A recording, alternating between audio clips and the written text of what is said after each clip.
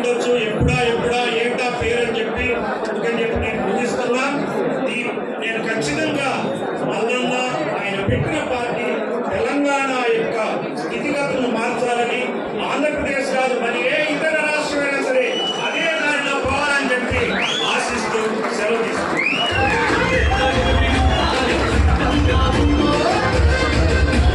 కులము అనేది ఉంది. అగ్ర కులాలు ఈ రాష్ట్రాన్ని, ఈ దేశాన్ని పరిపాలిస్తున్నారు. కులాల ఆధారంగా అణిచివేత జరుగుతుంది అని చెప్పడానికే చాలా సమయం పట్టింది.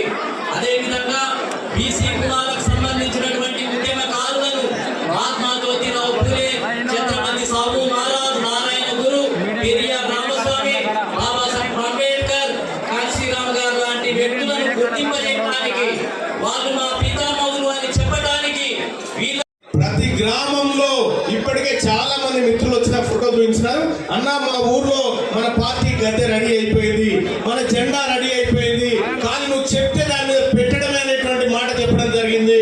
వాళ్ళందరికీ కూడా మీ గ్రామంలో ప్రతి గ్రామంలో ఉన్న బొడ్రాయే మన ఐక్యతకు సాక్ష్యం. ఆ బొడ్రాయి సాక్షిగా మన జెండా ఎగరాలి ప్రతి గ్రామంలో.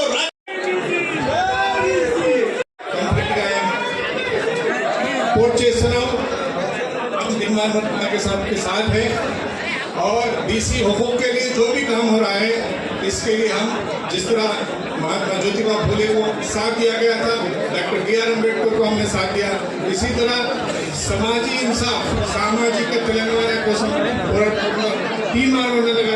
సపోర్ట్ సప్లాన్ పెట్టమని వీళ్ళని బతిరాడు. ఈ కార్డు నుంచి మేము అడుక్కోమయ్యా, మాకేం కావాలో మేము తీసుకుంటాం, మాకేం కావాలో మేము నిర్ణయం చేసుకుంటాం.